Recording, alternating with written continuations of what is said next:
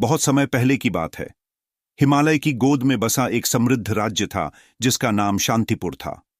इस राज्य के राजा महाराज धर्मवीर सिंह अपनी न्यायप्रियता, वीरता और प्रजा के प्रति असीम स्नेह के लिए प्रसिद्ध थे। उनके शासन में राज्य में सुख, शांति और समृद्धि का वास था। महाराज की रानी महारानी सुदेशना अपनी सुंदरता, बुद्धिमत्ता और दयालुता के लिए जानी जाती थीं। उनके दो पुत्र थे, युवराज आदित्य और कुमार अर्जुन। दोनों ही अपने माता पिता के गुणों को आत्मसात करते हुए राज्य के भविष्य के लिए तैयार हो रहे थे। महाराज धर्मवीर सिंह का शासनकाल शांतिपुर के इतिहास में स्वर्णिम युग के रूप में जाना जाता था। उन्होंने अपने पराक्रम से राज्य की सीमाओं का विस्तार किया और अपने न्यायपूर्ण निर्णयों से प्रजा के हृदय में विशेष स्थान बनाया। महाराज नियमित रूप से वेश बदलकर प्रजा के बीच जाते, उनकी समस्याओं को सुनते और उनका समाधान करते।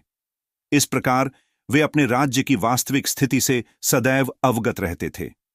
एक दिन महाराज ने अपने मंत्रियों के साथ एक महत्वपूर्ण सभा बुलाई। उन्होंने घोषणा की कि राज्य के विकास और प्रजा की भलाई के लिए नए सुधारों की आवश्यकता है। उन्होंने अपने मंत्रियों से सुझाव मांगे और सभी के विचारों को ध्यानपूर्वक सुना। महाराज का मानना था कि एक सच्चा शासक वही होता है जो अपने सहयोगियों और प्रजा की राय का सम्मान करे और उन्हें निर्णय प्रक्रिया में सम्मिलित करे।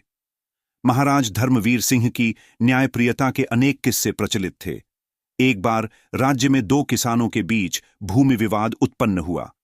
दोनों ही अपनी अपनी बात पर अड़े थे और कोई समाधान नहीं निकल रहा था। मामला महाराज के दरबार में पहुंचा। महाराज ने दोनों पक्षों की बात ध्यान से सुनी और फिर उस भूमि के बीच में एक रेखा खींच दी। उन्होंने कहा कि जो इस रेखा को अपनी ओर खींच लेगा वही भूमि का असली हकदार होगा। दोनों किसान रेखा को खींचने लगे, लेकिन तभी एक किसान ने रुककर कहा, महाराज, मैं इस भूमि को छोड़ने के लिए तैयार हूं, लेकिन कृपया मेरे भाई को कष्ट न दें।